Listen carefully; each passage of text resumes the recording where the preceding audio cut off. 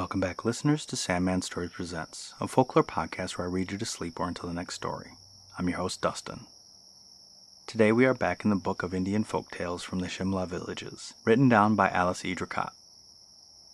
In the first story, the boy is treated cruelly by his stepmom until the black cow moves in to take care of him, and the snake gets him covered in gold.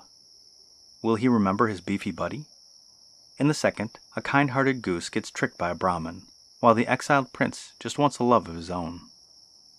And in the third story, a Raja decides it's easier to get a new wife than it is to pay up a bet to the old one. This story has echoes of the Turkish tale Rose Beauty of episode 8. Wow, all the way back. Okay, let's begin. The story of the black cow. There was a certain Brahmin whose wife died, leaving him one little son. For some time the two lived happily together. But at last the Brahmin married for a second time, and the woman, who had a daughter of her own, was very unkind to her little stepson. Each day the two children went out together to attend to the cattle, and at night they returned home to eat their food. But the cakes made by the Brahmin's wife for her stepson were of ashes, with just a little flour mixed in to give the appearance of food, that the Brahmin might not notice. And the child ate in silence, for he was afraid to complain, yet when he was alone in the forest, he wept for hunger. And a black cow, one of the herd, saw this and asked him what was the matter. The boy told her everything, and presently she beat her hoofs upon the ground. As she did so, sweets of all kinds appeared, which the child ate greedily and shared with his little sister, warning her the while not to mention at home what the black cow had done, lest the stepmother should become angry. The stepmother, meanwhile, wondered to see how well the boy looked, and she resolved to keep watch, for she suspected that he drank the milk while tending her cows. So she told her little daughter to go and keep a good lookout on all of his doings and let her know. At last the girl confessed that they ate sweets every day, and the black cow provided the feast. That day when the Brahmin came home, his wife begged him to sell the black cow, and she would neither sleep nor eat till this was done. The poor boy was sad indeed when he heard this, and went at once to his favorite, where, throwing himself on the black cow's neck, he wept bitterly. "Do not weep, my child, but get upon my back, and I will carry you to a place of safety, where we can still be together." So they escaped to a forest, and there they lived in peace and security for many days.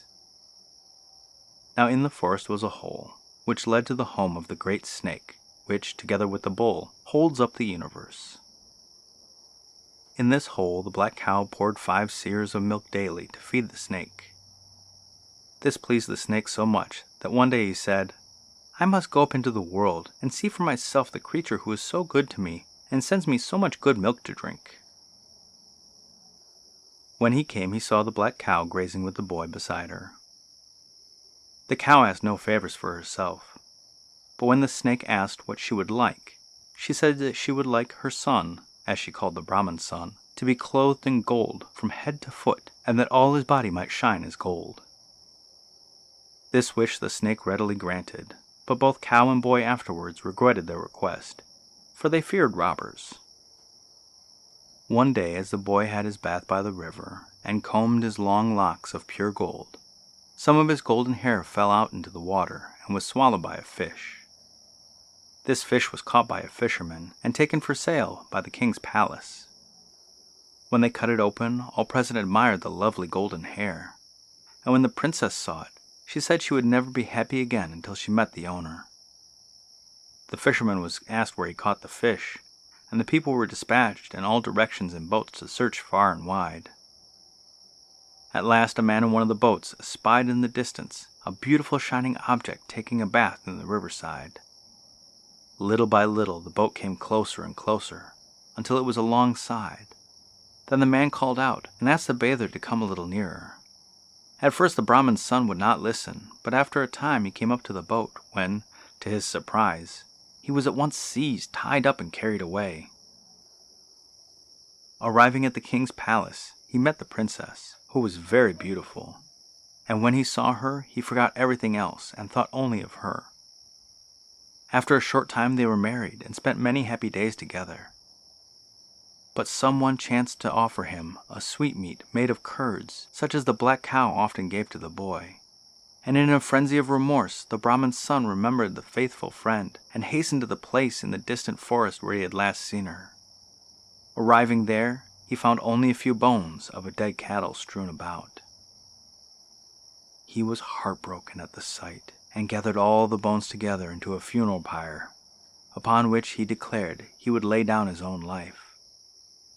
But just as he was about to do this, who should appear but his old friend the black cow. They were overjoyed to see each other, and she told him that she had only kept the bones there to test his affection. But now that she was satisfied that he had not forgotten her, the meeting was full of happiness and joy. So they went to a great feast for many days, and then went to their separate ways as before. The end.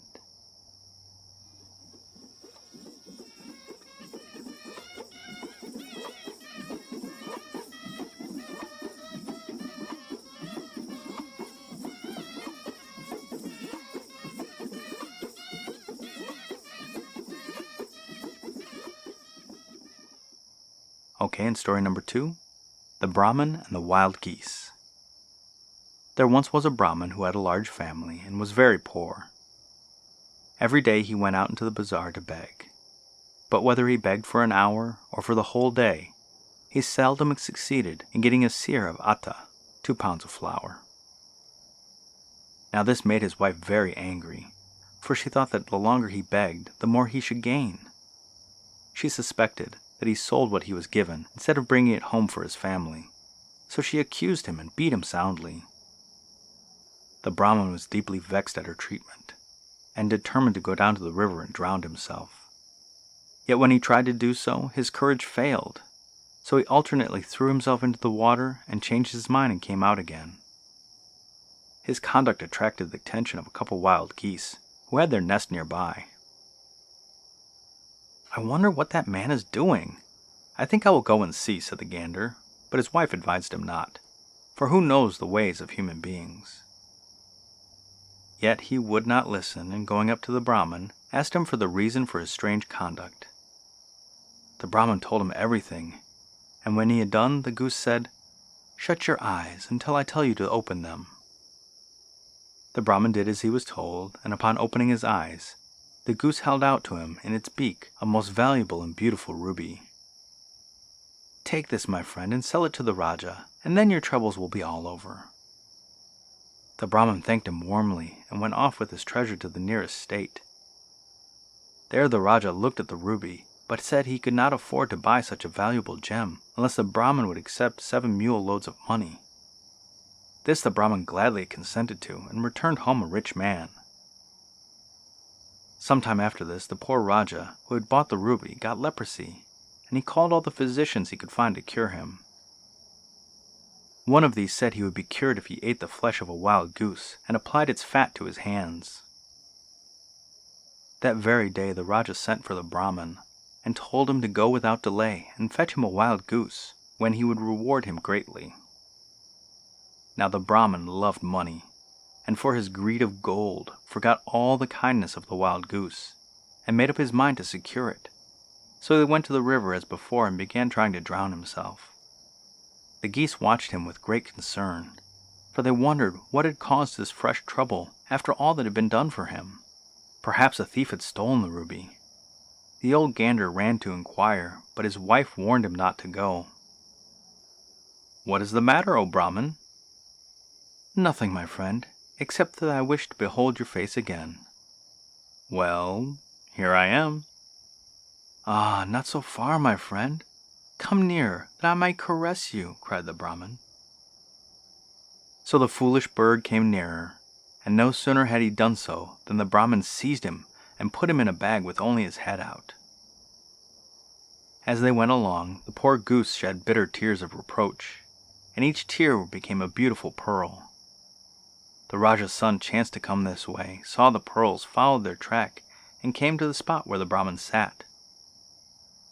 "What is in your bag?" he asked, "and why do pearls fall from it as you walk along?" The Brahmin denied that he had anything in his bag, but the prince would not listen, and accused him of theft. and at length he opened it and displayed the wild goose. The poor bird told the prince all he had done for the Brahmin, and of the poor return and ingratitude he was having now. This made the prince very angry, and he at once released the goose, who gladly flew away. The Brahmin then went to the Raja and told him what his son had done, and orders were given at once to banish the prince from the kingdom. Then the prince went to the river and told the wild goose of his banishment, and out of his gratitude the goose and his wife brought him food and fruit daily and placed it before him. This went on for some time, and the geese decided to find a wife for their visitor. Now a lovely princess lived in a palace close to that place, and at night, while she slept, the two geese joined under her bed and carried her to the river. In the morning when she awoke, she was surprised to find herself in the lonely place. But the prince met her and told her that he too was banished, and they soon became great friends, and soon afterwards were married. The wild geese gave them many valuable gifts, and they went to live in the former home of the princess. The end.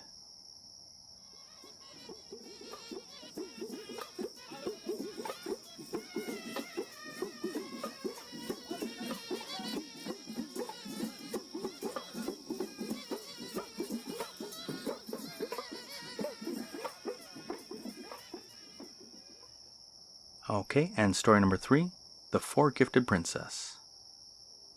There once was a king who was sitting with his wife before a fire when they heard a partridge call. The king said, "That sound comes from the left," and his wife said, "It comes from the right." So they had a bet about it, and the Raja said, "If you are right, you may have my kingdom, and I will cease to reign any longer." So he went out and found out that his wife was right. This being the case, he made the preparations to leave, and to make over his kingdom to her. But as he was about to do this, his servants, who knew of the bet, advised him to not be so foolish, but to take another wife, and to do away with this one, rather than part with the kingdom. At first the king would not listen, but after a time he agreed to leave the matter in their hands. That night they all waited till the poor Rani lay asleep, and as she took her sleep, they placed her in a box, locked it up, and threw her in the river. An old fakir was in the habit of bathing in the river very early in the morning, and when he came he found a box and he opened it. The Rani was unconscious, but not dead, so he carried her to his own home and looked after her until she recovered. Now the Rani was about to present the kingdom with an heir, and was very miserable to find herself deserted in a strange home at such a time, so she cried bitterly, and 3 fairies were sent forth to her assistance. Soon after her little daughter was born to her, when the child was a month old, the 3 fairies took their leave, but before going, each determined to leave a parting gift for the little princess. The first said that whenever she placed her foot on a stone, it would turn to either silver or gold. The second said that whenever she laughed, sweet-scented flowers would fall from her lips. The third said that whenever she cried, pearls would fall from her eyes. All these things came to pass, so in time they built a beautiful palace. One day the Raja passed that way, and asked the Brahmin how he had built such a lovely palace in the place of his old mud hut. The old man told him how he had found the box, all about the queen, his wife, whom he thought he was dead. The Raja owned his sin and implored forgiveness of his wife. At first she refused to forgive him, but after some time she listened, and the Raja said that if he ever did anything to vex or hurt her, the old fakir might punish him as he thought best. Now the Indian people dread the punishment of the holy fakir, so the queen returned to her former place in the palace and lived happily ever after. The end.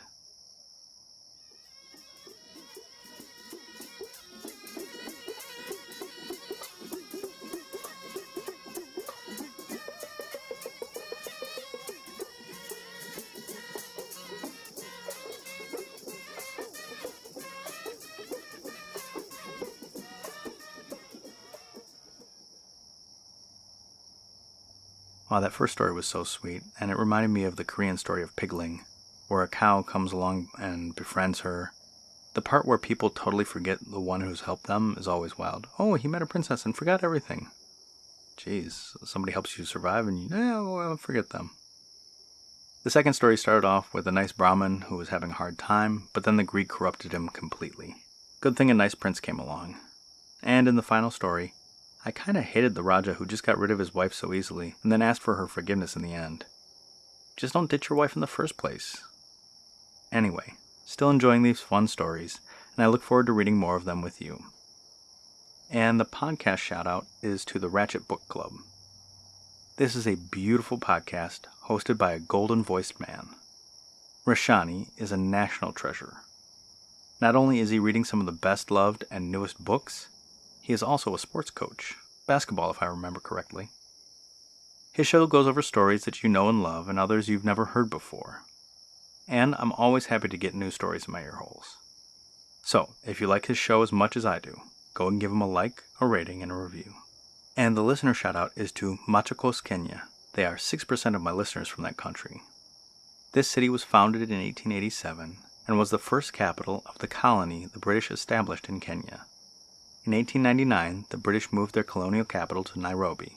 The city, Machakos, was named after a Kamba chief who moved there from a nearby city called Sultan Hamud. And so to my Kamba-speaking listener, I say, ni muvea and Koma nesa. Thank you, and good night.